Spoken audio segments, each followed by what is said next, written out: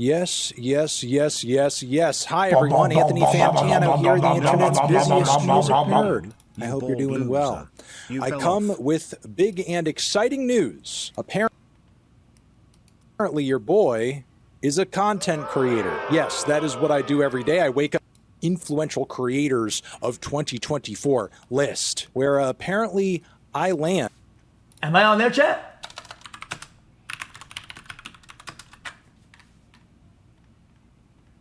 No? Are you kidding me?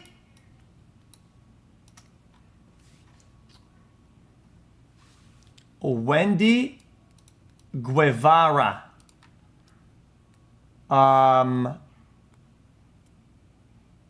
What? What the fuck? What is going on? Aliyah's interlude. Guys, this is in no way disrespect, okay? I respect every creator, okay, chat? Guys, if you're following on TikTok, okay, your reach and your actual impact has to be divided by 10. I'm not being disrespectful. I'm not being disrespectful, okay? It's by at least 10. Because of attention span and people's actual care, it's overrepresented. Sorry. That's what it is. I agree with that. I'll agree with that, definitely. That's gonna be a no. Guys, 500K on TikTok, you don't exist. You're a ghost. 500K on TikTok is like it's just nothing. Sorry, that's what it is. What? That's just how it works. Sorry. Don't know who that is, but hey, you do your thing, man. Massive. I don't know who that is, but hey. Damn. Holy. Actually somewhat influential though. I'm not gonna argue that. See, in terms of actual analytics per impact, I'll have to agree with that. Yeah, probably not. Yeah, I can see that. Maybe. I don't know. What that is. So that's gonna be a no. We can keep talking though. We can keep discussing this, chat. I don't mind discussing this topic. So that's gonna be a no though. Definitely yes. Joe Rogan should probably be on there. Regardless of your approval or not of Joe Rogan, his podcast and word and his weight in the creation world is absolutely massive. Is that a taste test guy? Sure. Maybe.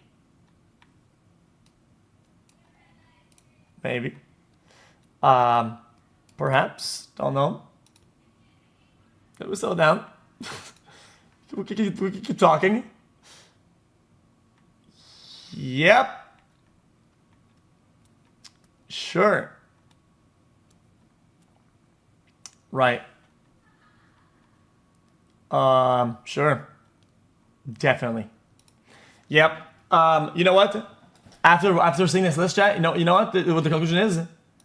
This is content creators that agree with our political narratives or motives and are pretty much our agenda, pretty much. This is just people that are like on their side of the political spectrum. It's what it is. Sorry. What?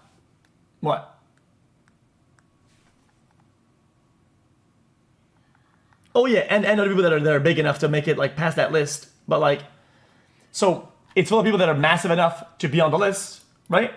But the rest are pretty much like leftists of smaller numbers. Like, you understand how that works? It's like here's it's like this. If the upscale is size and this scale is political scale, right?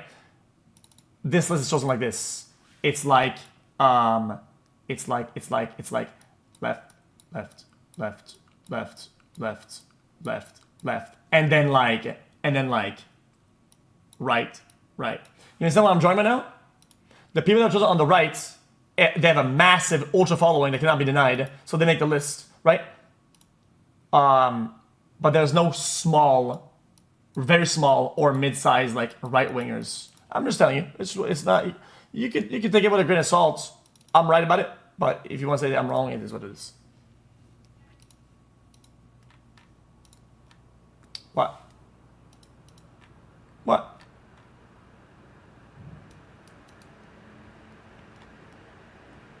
Bro, I'm not even mad about not being on it. Why do you guys always like make it about me sometimes? Like why am I not allowed to have an opinion without being in the fucking equation? Like I give a fuck.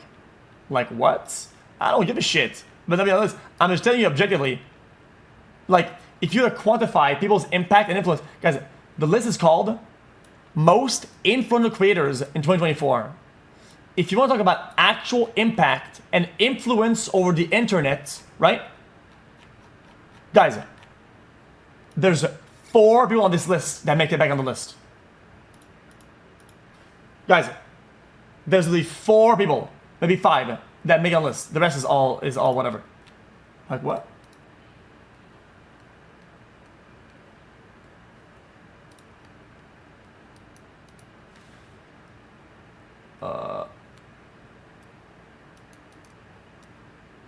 Yeah, I think it's odd. Watch Nick Crowley video X. It's good at xQc. No, I'm not gonna watch it. Hey everyone, Anthony Fantano here. Internet. He says telecreator isn't wrong, but you know what? I disagree with what he said. Does he even link it? Off of what he sees as meme records. According to him, they're not actual musicians. There's so many niggas out right now that aren't musicians that are getting treated like musicians because they make meme records or whatever. And I'm like, bro, this niggas out here that's really special, really aliens, really talented, really putting in the work. A lot of people have taken issue with specifically this comment. I feel like this guy is unfortunately fallen to the box of being a purist, and I always tried my best to not be like this. Didn't make the list. Because I've always tried very, very hard when it comes to content and streams to not be a purist. Because once you become a purist, you become like insufferable. I think that's his state right now. And I'm like, bro, this niggas out here that's really special, really Why is that bad? Really talented. Because you're solidifying what you think something is, and it starts and ends at your definition. Anything outside of it isn't. But people's tastes, the world, the criterias change because we evolve as people. We listen to new things. We want new things. We don't even know what we want. I like this. I know what it is, but I like it. And it is going against the fact that people change and people want new things. And he's saying, this isn't music. This is not a real record. This isn't real rap. This isn't real hip hop. I know what real hip hop is, and it's what I make. It's like, nah, I think you gotta chill out a little bit, brother. It's not that. It's not like that. Really putting in the work. A lot of people have taken issue with specifically this comment out of the interview, and I could kind of see why, because it does read, at least on the surface, as a bit of hypocrisy on Tyler's part, because anybody who is well familiar with his career knows that he kind of started off things in, I guess you could say, in a reverent fashion. I mean, part of what made Tyler, the Creator, such an... Oh, you mean in a meme fashion? Wait, are you saying that he started his career with memes, like meme music? What we should have done at the time then is say, you're not a real musician. You're not a real, this is not a real album. Your shit is trash, bitch. We should all went against Tyler Creator because he makes meme music, this non-musician bitch ass. Well, not really, brother. It's like... interesting and compelling. Because he's past that point, now he's gonna look down on people that are doing that? No, brother, you're part of that equation. Character for a lot of younger listeners, as he was beginning to break out, is that he didn't really take himself too seriously. He was always down for a joke or a gag or a spoof or a something. He was ridiculous. He was silly. He was over the top. He was an exciting switch up from the old guard rap hierarchy that was laid out before he came onto the scene. And now, because of him and and musicians like him, the landscape has completely changed. And again, I do get the aggravation a little bit because it does feel like Tyler's current day comments in this interview feel almost like a rejection of that, or almost like he kind of forgot how he got to where he is today. But with that being said, I do still think he has a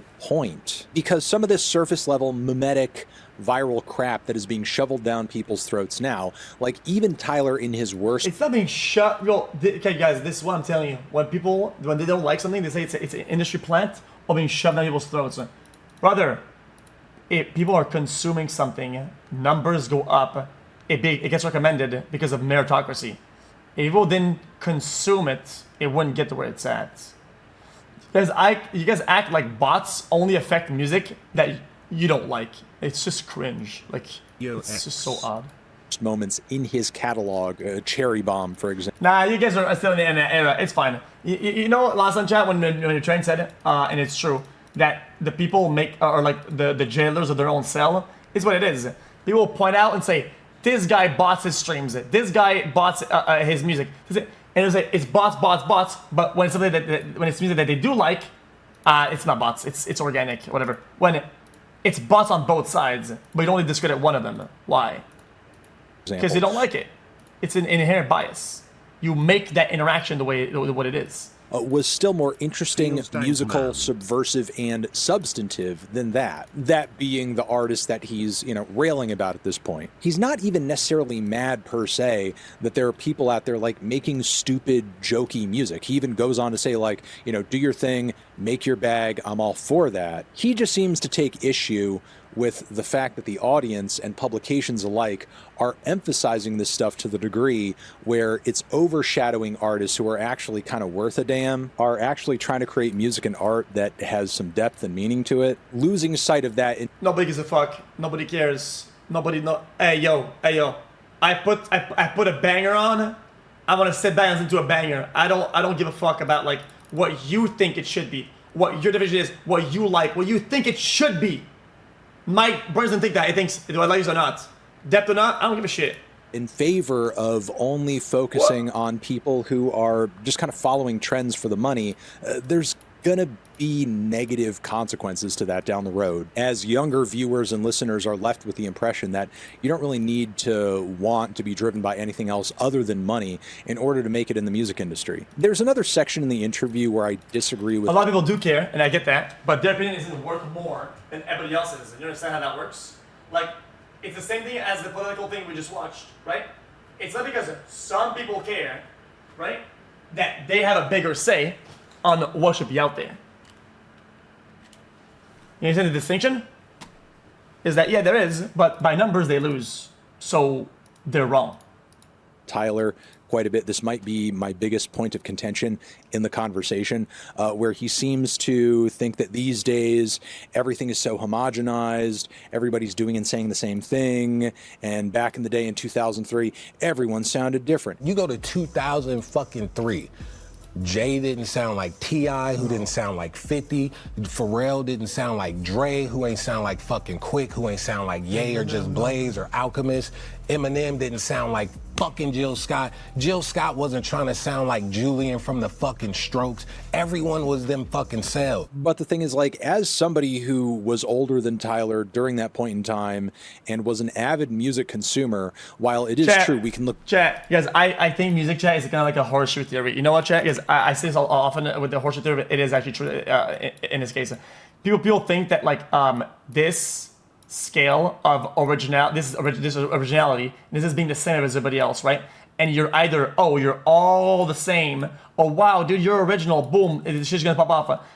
You know what, I find like, it's like a Playboy Cardi. It's more like this. Juice for life. It's almost more like this. Like he was so the same, and he pushed it to the maximum of that and became original. Does that make sense? It kind of it was so the same, and he pushed that style super hard, and it was like very original. I don't think so. Does that make sense? You max out a side, and it actually falls onto the other one.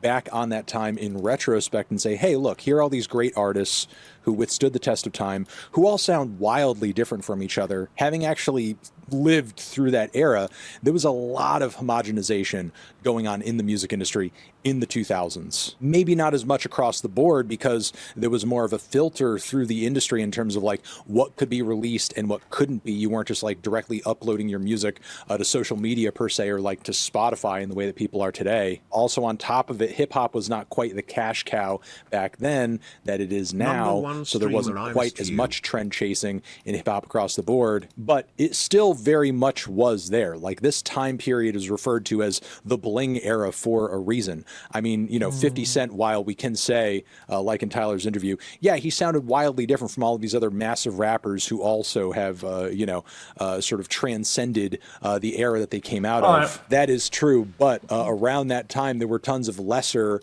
way more mediocre rappers who were like just chasing after the same thing that 50 was, because that was the trend and that was the meta at the moment. Back in the day, you had Jay-Z copycats, you had 50 copycats, you had Soulja. Yeah, it's whatever. I don't give a the rest of this. I disagree. Sorry.